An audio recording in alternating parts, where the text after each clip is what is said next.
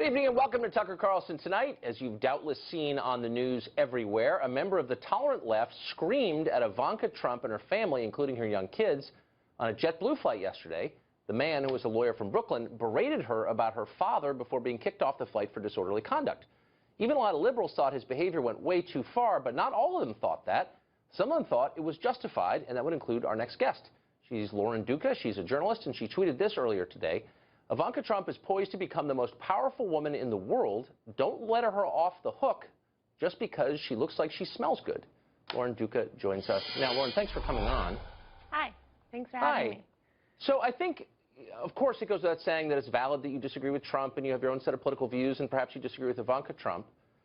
I wonder, though, screaming at a mom and her kids on an airplane seems like a violation of privacy and decency and good manners, and it raises the question, what are the venues where you shouldn't scream your political views at people? Would a funeral be out of bounds, church, her son's bris? Like, what are the rules on that? Oh, at a brisk. Yeah, well, I think what is a nonpartisan issue is that air travel is horrific, and I don't think anybody should be enduring confrontations in the air, be it Ivanka Trump with her children or just any other human being in a tin can and feeling dehydrated. Right. And I think that the fact that she is with her children is significant. And I do also think that, you know, a mother in public who's a public figure, you know, there are certain levels of decorum that we should be thinking about. At the same time, she does have an incredibly powerful position, and she's not just a mother. She is a powerful, powerful woman who's connected very closely to the president-elect, not just as his daughter, but in many ways as a business confidant and advisor. And I think that we haven't quite been able to define what all those roles mean. So while I don't want anyone being yelled at on a plane. I don't want anyone yelling at me on a plane. I don't want to yell at anyone on a plane. But I think that, you know, Ivanka's incredibly compelling brand and presence and role as a mother and successful woman, those are interesting and attractive elements of her brand, but I don't know that, you know, where do those protections end too? Kind of would ask you the same question as the funeral but wait a second, that's not at all what your tweet suggested. In addition to the one that we just read, you put, I think we can put it on the screen. My tweet didn't talk about the plane at all, actually. So what are you referring to? Well, it was within the look, Ivanka Trump was in the news because she was screamed at on the airplane, and you say, don't let her off the hook. And then you go on to say in another tweet, Ivanka has it all, and by that I mean a job, a family, and sinister complicity in aiding the most aggressively anti-woman candidate of our time. Yes. Sinister complicity. She's his daughter. What is that? She was a surrogate frequently throughout, represented him in terms of women's issues. She had Isn't she pretty liberal on women's issues? And she did speeches on his behalf where she represented a platform of women's empowerment, and in terms of having it all, I think she's an incredibly successful, brilliant woman. The fact that she was able to balance him out on these issues where he has talked about defunding Planned Parenthood and being against abortion and these typically liberal women's issues that she sort of is a cushion for, I think we need to investigate those things a little more critically, a little more rigorously, and not be blinded by the fact that she looks like she smells like vanilla. Okay, she looks like she smells like vanilla. I mean, who's objectifying women here? I wouldn't say that. Oh, my God. No, I'm actually asking a serious question. My point is she's a beautiful, gorgeous I don't care what she looks like or smells like. I mean, what exactly do you disagree with her on specifically? Oh, my goodness. I'm saying that she is incredibly welcoming.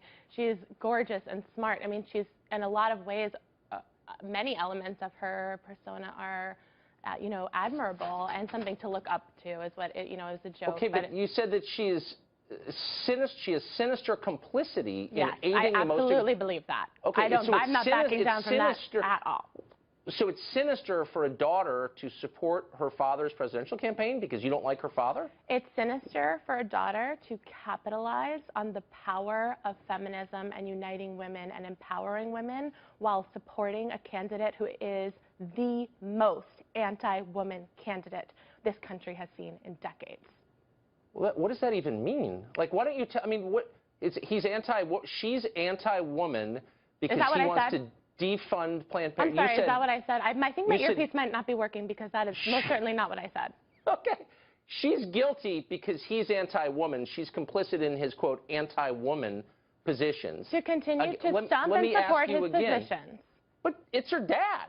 I mean, I don't understand. So I guess the point I'm making is you're drawing this kind of world where everyone who's not on your side is evil and that's is, not what I as said, you put even it, remotely. fair game. That's well, not actually, what that's I what said. you said. Tucker, you said she's, Tucker, quote, fair that's game, not what even I though said. she smells good. Tucker, I did not say anybody who disagrees with me is evil. Then I'm going to ask you again. What do you disagree with that she has said? What position that she holds do you disagree with? I disagree with her providing a surrogacy for her father based on an empowerment of women when that is an inherent disconnect between his campaign and her beliefs. You agree with her, but because she supported her dad, she's somehow fair game. I did not say I precisely align with her. I'm trying to understand what you're saying. What did she believe Tucker, don't you believe? You're not believe? trying to agree with what I'm saying. You're shouting over me every time I speak. It's incredibly unprofessional. I'm asking you a simple question. You're not. Which is, you're actually being a partisan game? hack who is just attacking me ad nauseum and not even allowing me to speak.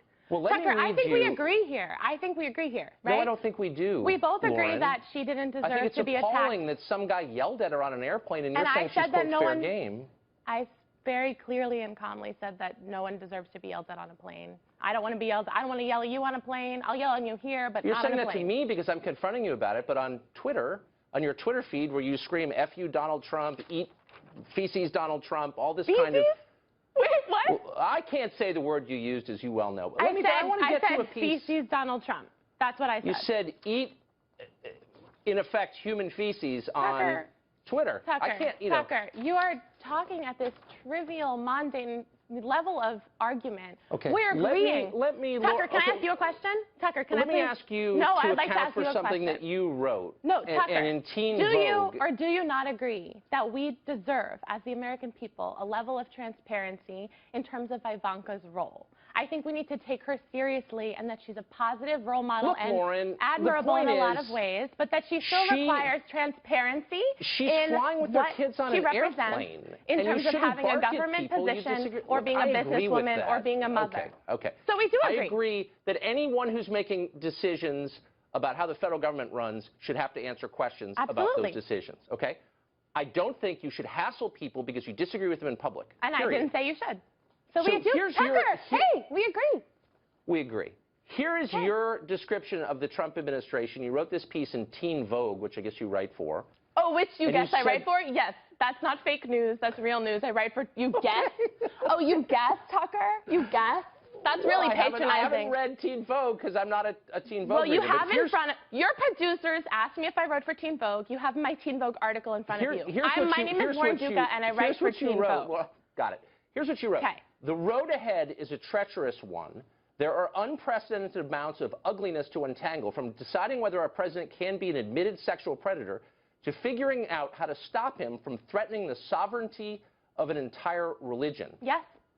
What does it mean to threaten the sovereignty of religion? What does that even mean? That means an entire agenda, a platform based on banning Muslims, which is still available on his website. How does that threaten the sovereignty of religion? That's moronic, Lauren. You're a writer. How does that threaten the sovereignty of it? Pardon me for taking your words literally. Sorry, how does what threaten the sovereignty of it? Threatening to ban Muslims? That threatens the sovereignty of it?